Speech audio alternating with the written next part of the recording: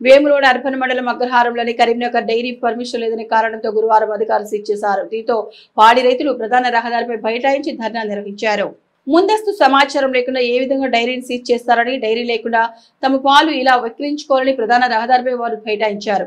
విషయం తెలుసుకున్న ఆర్డీఓ రాజేశ్వర్, పట్టణ SI Veeraprasad, SI Ramesh, Venkatarajam, police సిబ్బంది ఘటనాస్థలానికి చేరుకుని రైతులను సముదాయించే ప్రయత్నం చేశారు. కానీ రైతులు కలెక్టర్ వచ్చి డైరీని ప్రారంభించాలని డిమాండ్ చేయడంతో కిలోమీటర్ మీద ట్రాఫిక్ జామ్ అయింది. దీంతో కలెక్టర్ రావాలంటూ పాడి రైతులు ధర్నా నిర్వహిస్తున్నారు. డైరీ తెరిపించే వరకు తమ ధర్నాను విరమించేది లేదని పాడి రైతులు భీష్మించుకొని కూర్చున్నారు.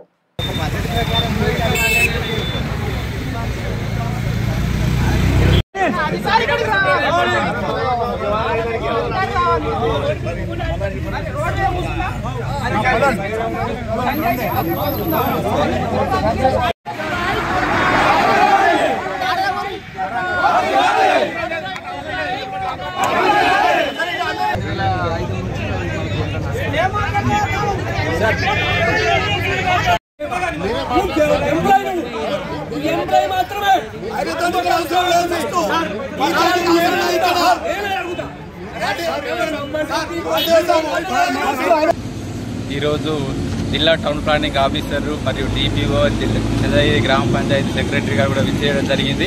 వచ్చి మీకు పర్మిషన్ లేదండి సీజ్ చేయడానికి వస్తారంటే మేము ఆల్రెడీ గ్రామ పంచాయతీ నుంచి కూడా హౌస్ ట్యాక్స్ కూడా చెల్లించడం జరుగుతుంది. మేము సువర్ణ ఫుడ్స్ వాళ్ళ ఫ్యాక్టరీ నుంచి తీసుకుంది. అప్పటి నుంచి కూడా గ్రామ పంచాయతీకి మెడిసిన్ చేయించి కూడా పర్మిషన్ కూడా బ్లూ ప్రింట్ కూడా ఇవ్వడం జరిగింది. ఆ బ్లూ ప్రింట్ అని పర్మిషన్ కూడా వాళ్ళు మనకి ఆఫీస్లో దొరకలేదని, మీ పర్మిషన్ లేదని మాకు అప్పుడున్న ఆఫీసర్ కూడా యాక్సిడెంట్లో పోవడం వల్ల అటువంటి కాగితాలు మన ఆఫీసులో లేవు, తర్వాత తీసుకొచ్చి ఇస్తామన్నా కానీ లేదు, ఎటువంటి నోటీసు ముందస్తు నోటీసులు లేకుండానే ఈరోజు సీజ్ చేయడం జరిగింది. ఎందుకంటే ఇక్కడ రోజు ఒక 40 గ్రామాల నుంచి రైతులు దాదాపు ఒక 1500 మంది పాల ఉత్పత్తిదారులు 10,000 లీటర్ల పాల సేకరణ చేస్తున్నాం. మరి ఎందుకంటే 1500 మంది రైతులకు కూడా నష్టం జరుగుతుంది. మీరు ముందస్తు నోటీస్ అయితే ఇవ్వండి సార్. ఇచ్చిన తర్వాత కూడా దాని గురించి మళ్ళీ పర్మిషన్ లేకపోతే మీరు అప్పుడు సీజ్ చేయండి. ఇక్కడ ఎందుకంటే ఇది ప్రజాప్రభుత్వం అన్నారు. మరి ఇది రైతుల పాల ఉత్పత్తిదారులు ఎవరు ప్రజలు కదా.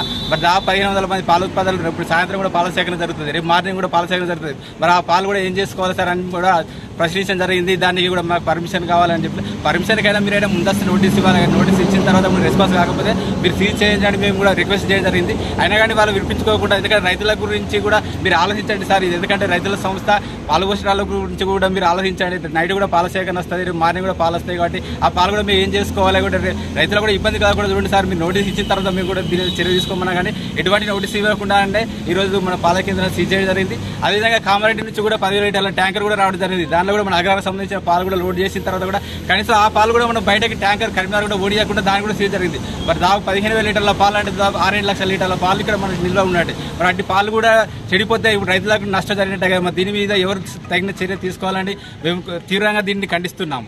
22 సంవత్సరాల నుంచి దాదాపుగా ఇక్కడ కొనసాగుతుంది. మా గ్రామాల నుండి ఇక్కడికి పాలని పంపిస్తూ ఉంటాము. మరి ఏదన్నా దీనికి ఏమన్నా పర్మిషన్లు కానీ అది కానీ లేకపోతే లీగల్గా వాళ్ళ దాన్ని నోటీస్ ఇచ్చి మీది ఇది లేదు కారణంగా ఇది చేస్తున్నామని చెప్తే మరి ఏదన్నా ముందు జాగ్రత్తగా రైతులందరికీ పాలు ఖరాబ్ కాకుండా ఇబ్బంది కలగకుండా ఉంటుంది. పాలు అని అంటే కేవలం 4 గంటలు బయట వాతావరణంలో ఉంటే చెడిపోయే అవకాశం ఉంటుంది.